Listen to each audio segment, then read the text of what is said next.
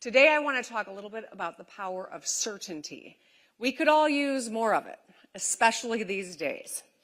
I mean, 1 minute you're certain you're at the White House for a meeting, and the next you find yourself in a press conference.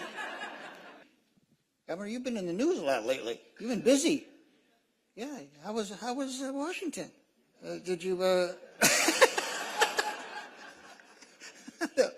I had watched your speech that morning, and I thought it was great. I thought you had touched upon really the high points of what's important, and the ships, chips, and cars. Yep.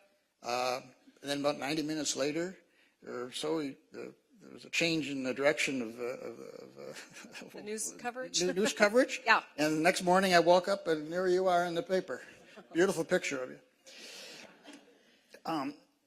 Someone asked me what was going through your mind at that moment, and it was, I don't want my picture taken. That's all it was. I kind of wish I hadn't put my folder up in front of my face, but whatever. You know, I was there.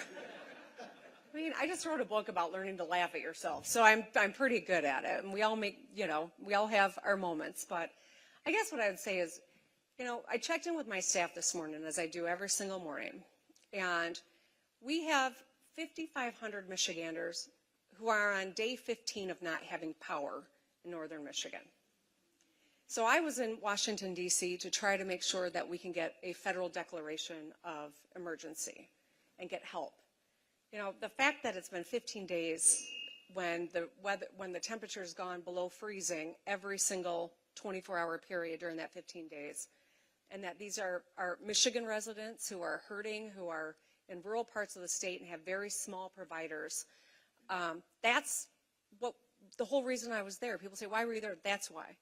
I was there to try to make sure we get Selfridge recapitalized with a fighter mission. And you know what? If I can get either of those things, it's all worth it, because I'm just there to fight for the people of Michigan, and I'm never going to miss an opportunity to show up and do what needs to be done. And I think that's what public service is supposed to be about. Oh, I appreciate it.